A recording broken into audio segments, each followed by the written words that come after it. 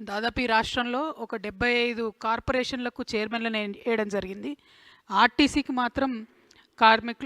మాత్రం చైర్మన్ లేకపోవడంతో కూడా ఇబ్బంది అవుతుందన్న విషయాన్ని పదే పదే కార్మికులు చెప్తున్నారు. ఒక పక్క యూనియన్ లేదు, ఇంకొక పక్క చైర్మన్ లేదు.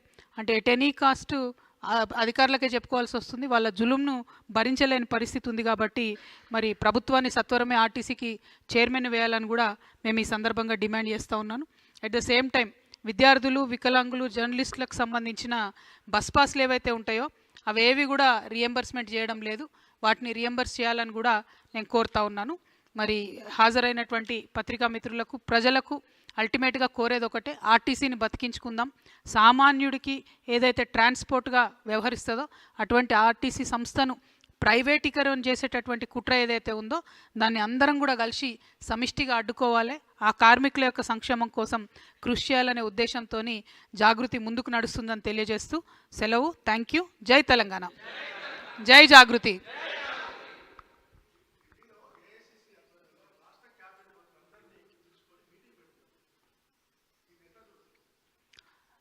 నేను చూసిన హరీష్ రావు గారి స్టేట్మెంట్ని, తెలంగాణ ఆత్మగౌరవాన్ని తాకట్టు పెట్టి మొత్తం క్యాబినెట్ అంతా ఢిల్లీకి తీసుకుపోయినని అంటున్నారు. 100% అది వాస్తవం. అయితే విషయం ఏంటంటే అప్పుడు క్యాబినెట్ ఎర్రవల్లికి పోయేది, ఇప్పుడు ఢిల్లీకి పోతుంది. అంతే, పెద్ద తేడా ఏం లేదు. సో క్యాబినెట్ ఆత్మగౌరవం అనేటటువంటిది ఎక్కడైనా కూడా సెక్రటేరియట్లో క్యాబినెట్ మీటింగ్లు జరిగితే దానికి మర్యాద ఉంటుంది. అట్లా కాకుండా క్యాబినెట్లో ఉండే మంత్రులు, ప్రజల ద్వారా ఎన్నికైనటువంటి ప్రజాప్రతినిధులు, వాళ్ళందరి ఆత్మగౌరవాన్ని పరిరక్షించే విధంగా రాజకీయ నాయకుల వ్యవహారం ఉంటే బాగుంటుంది అనేటటువంటిది నేను అనుకుంటాను. జకీర్ అన్న,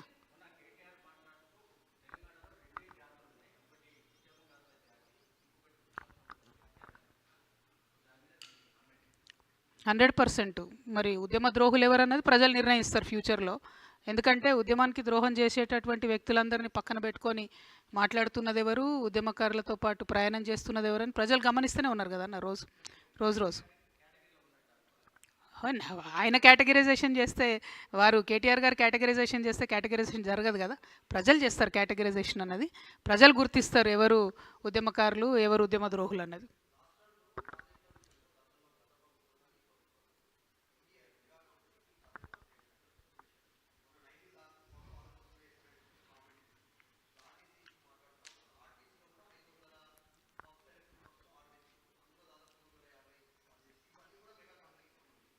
హండ్రెడ్ పర్సెంట్ ఆర్టీసీ అనేది మెగా కంపెనీకి దారదత్తం చేయడానికే ప్రైవేటీకరణ అనేటటువంటి సూత్రం వచ్చింది.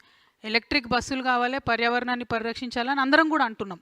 కాకపోతే పాయింట్ ఏంటంటే ఆ ఎలక్ట్రిక్ బస్సులు ఆర్టీసీ ఓనర్షిప్లో నడవాలి. దానికి మన గవర్నమెంట్ అంటే మన ఆర్టీసీ డ్రైవర్ ఉండాలి.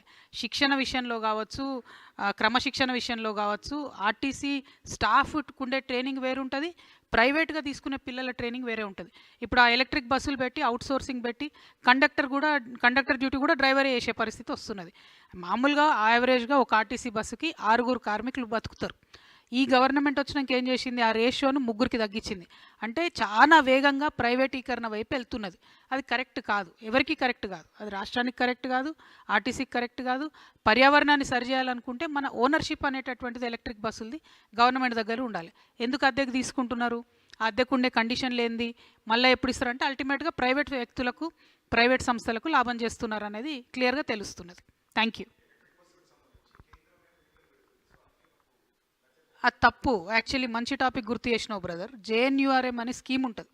దాంట్లో ఒక్కొక్క బస్సుకు 36 లక్షలు గ్రాంట్ వస్తుంది. ఈ రాష్ట్ర ప్రభుత్వం వచ్చిన తర్వాత, బీఆర్ఎస్ ప్రభుత్వం ఉన్నప్పుడు గ్రాంట్ రిలీజ్ చేసింది. ఈ ప్రభుత్వం వచ్చిన తర్వాత ఏదైతే కేంద్రం నుండి గ్రాంట్ వస్తుందో వీళ్ళు ఆర్టీసీకి ఇస్తలేరు.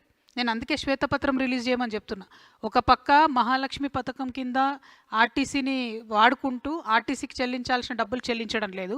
రెండవది, కేంద్రం నుంచి వచ్చేటటువంటి గ్రాంట్స్ ఏవైతే ఉంటాయో అవి ఆర్టీసీకి రాకుండా చేస్తూ ఉన్నారు. దీనివల్ల ఆర్టీసీ ఎంప్లాయీస్ వాళ్ళు దాచుకున్నటువంటి సొమ్ము కూడా బయటకు ఇవ్వలేని పరిస్థితి.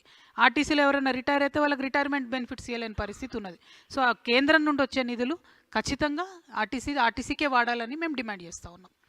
మరి వాళ్ళ రాష్ట్రంలో బడ్జెట్ సమావేశాలు ఫిబ్రవరి 26వ తేదీ నుంచి ప్రారంభమవుతాయని